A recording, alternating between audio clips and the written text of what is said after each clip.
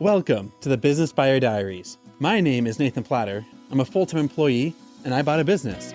I did everything right, from finding the deal, handling all the due diligence on 63 opportunities, and ultimately bought a profitable gym. And boy, was I in for a big surprise as a new owner. I chronicled everything in real time, including the biggest wins to the stressful nights at 2 a.m. I'm sharing my journey without sugarcoating anything, so you don't make the same mistakes that I did. Here's today's episode. All right. Well, some updates from yesterday's thing about folks wanting to buy a business and stuff. And hopefully by now you've seen like some of the ups and downs, and it's one of the most common questions that business buyers have. But the folks that are like texting me, messaging me, I have like 4 people that ask me like pick my brain, go out for coffee or whatever. I bet the questions they have are the exact same questions that the other person has. And so here's the ones that I'll get out front on probably what they're going to ask. And selfishly, on the Facebook group, I asked the admins like, hey, all right, if I just host an Ask Me Anything session for both the folks that have bought a business and the folks that want to buy a business. Because most likely, everyone's going to have the same questions and people are going to have the same answers. And there's going to be a few overarching themes that will bubble to the surface. And selfishly, I want to be the quarterback of that conversation and generate content for future discussions, roundtables like. So here's me getting out front on that and answering some of those basic questions. So first off, how to find a business. Go to Google and type in your local demographic area. I live in the Twin Cities, so Minneapolis, St. Paul, Lakeville, Duluth, whatever, and just type in businesses for sale or business for sale by owner, and just start looking at the local brokers or the folks that are handling those transactions. Some that are in my area, there's some that are just like independent people that are like Nathan Platter, business selling services, or a few others are, gosh, I'm not going to advocate for anyone or promote anyone because they're not paying me, but there's some common brokers here in the Twin Cities. Go to those listings, figure out who the companies are that are handling those transactions. Also figure out who those individuals are handling their transactions. Check with them with LinkedIn, look at what they do on the company website and on the public listing site, and just start following and engaging with their content. Don't ask them to like pick their brain or to take them out for coffee or to figure out how to do this, because it's the exact same thing as a tire kicker, someone who wants to learn and ask questions, but the odds of them actually like closing a deal and generating a commission for the agent, it's like 1%. The folks that are genuine and are going to do a deal are not asking to pick their brain. It's going to be the folks that, hey, I have this much cash, this much experience relevant to the industry. I want to talk because I want to do a deal.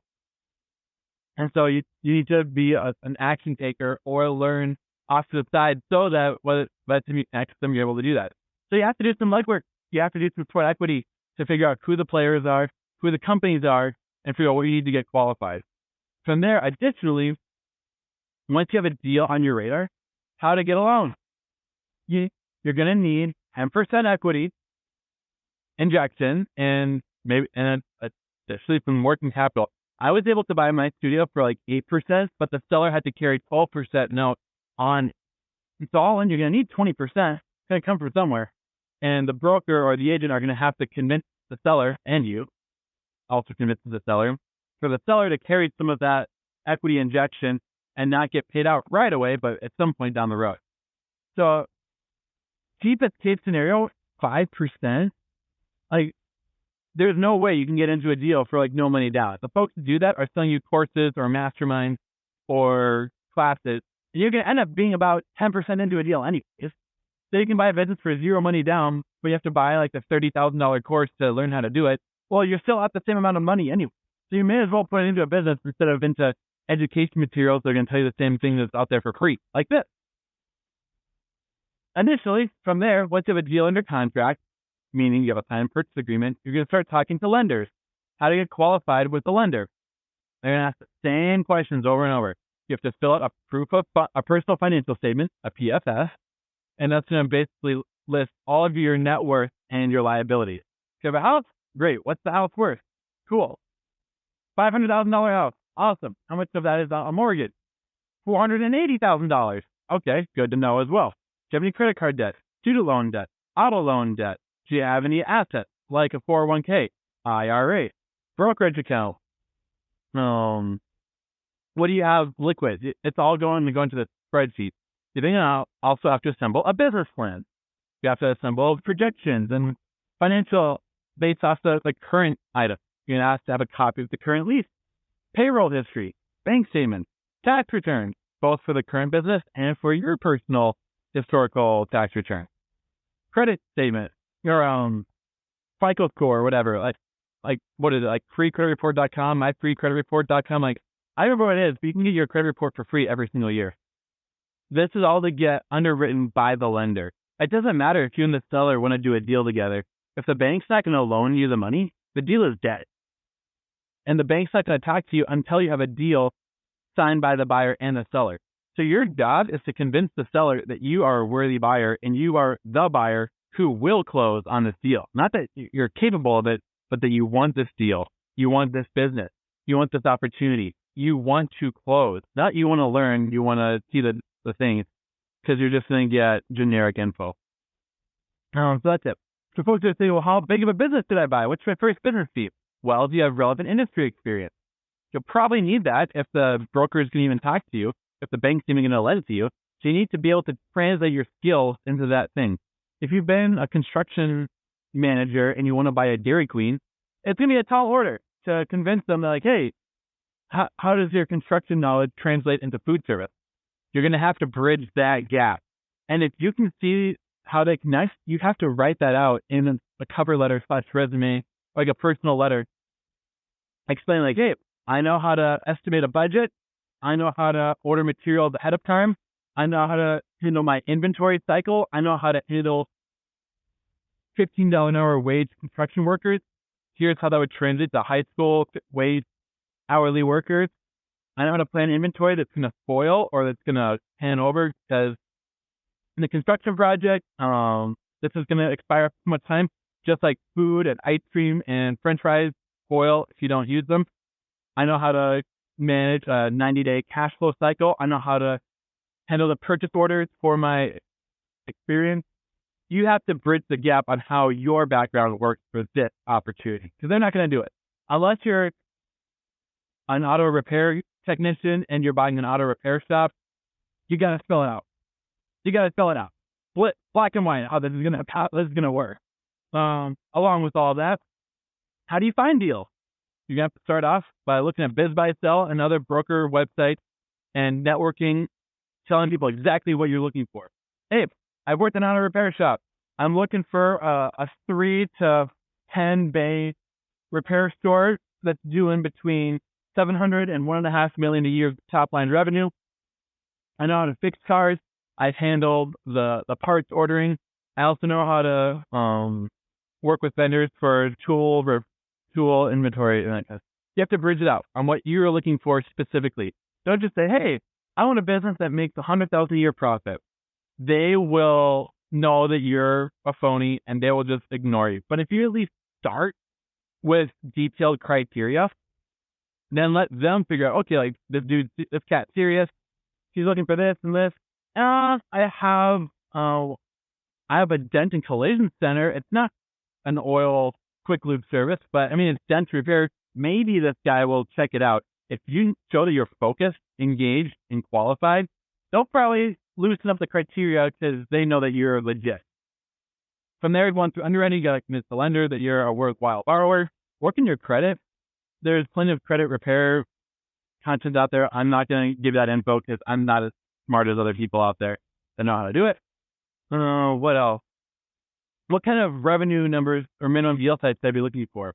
After this recent purchase, I would recommend at least $750,000 in annual revenue, ideally $1 million in revenue per year. And here's why. For $1 million plus in revenue, that's probably the size. Rule of thumb is that any business is going to need about one full-time employee per $200,000 in revenue. That's just a magic ratio that I've seen working at corporate. At one point in my career, I was helping with prospecting and sales appointments and closing deals. And across industries, from small business to enterprise business, there's this magic ratio of businesses that are growing and sustainable they're doing at least $200,000 a year in revenue per one full-time employee. I mean, if you have two half-time employees, okay, that's one full-time employee. But if you have a business that's doing $1 million a year in revenue and there's 10 employees, odds are it's probably working with a business very, very tight margin. You're probably not doing anything profitable. Why?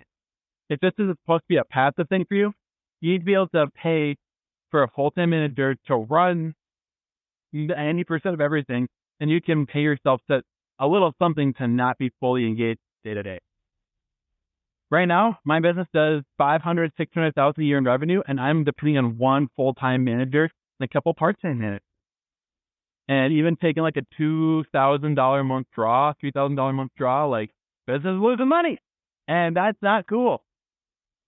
I think I bought too small.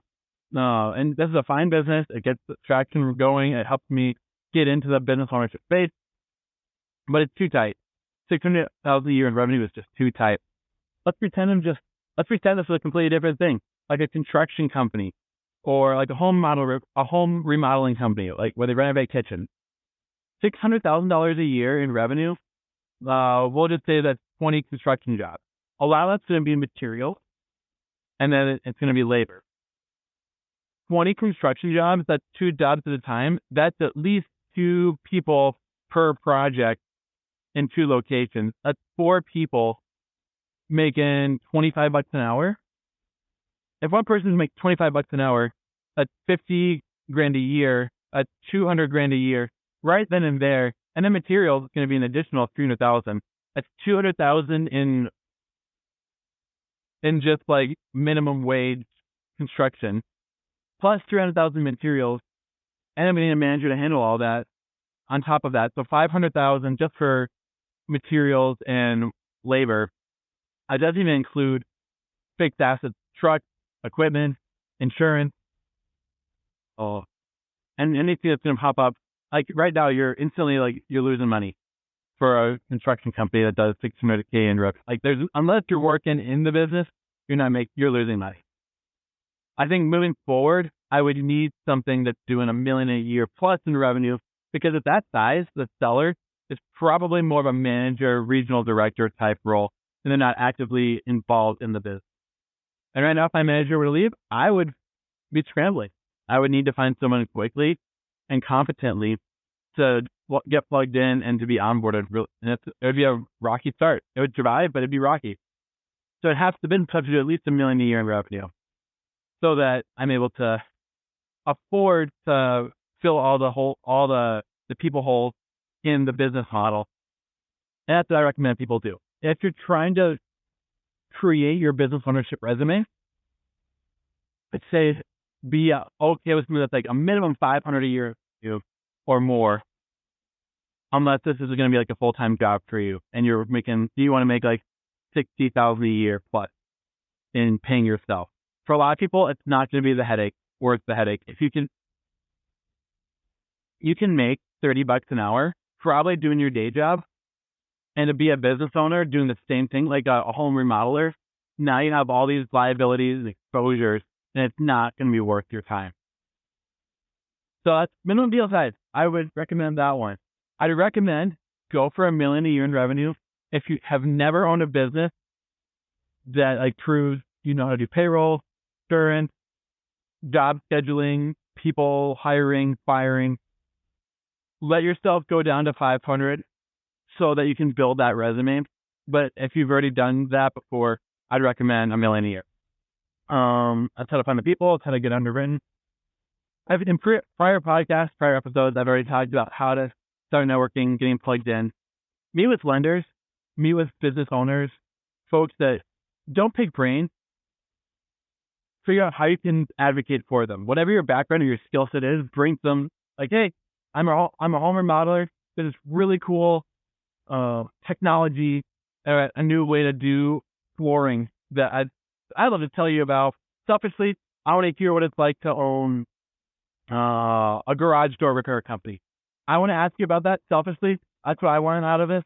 But I also want to share what I'm seeing in the home remodeling space, because maybe you can do garage repairs and I could buy leads from you for folks that want to also remodel their kitchen when you're already on site doing the garage repair. Figure out a way to add value. Don't just gimme, because people are in business to make money, not to dish out philanthropy. They may do it, but it's not going to be their incentive to invest time in. What else? Licensing. Look at licensing. Right now, there's a lot of folks like buy an HVAC company, buy an electric company, buy what's another good one? An optometry practice, a chiropractor office. Those ones are selling for very appealing multiples, like a 1x, maybe even a 2x multiple. So you need licensing. Are the folks that are in that business space likely to be self-employed? Chiropractors, for example, are very likely to be self-employed and open their own practice. The folks that are wanting to be an employee chiropractor most likely have owned a business, it was too much for them, and now they want to be an employee. And so instead of making $200 a year as a business owner, the folks that want to make $140 a year or $180 most likely are a little bit older. So they're selling their practice because they don't want the headache of owning. That's where we're going. Let's rock and roll. I'm late for a Zoom. This has been another episode of the Business Buyer Diaries. Subscribe so you don't miss the next episode. I hope you're realizing that business ownership is no cakewalk. Check the podcast notes for a link to the DIY due diligence program, the complete list of show sponsors, and for media inquiries. Music written and composed by Wes Schrock. I'm your host, Nathan Platter. Join me again on the next one.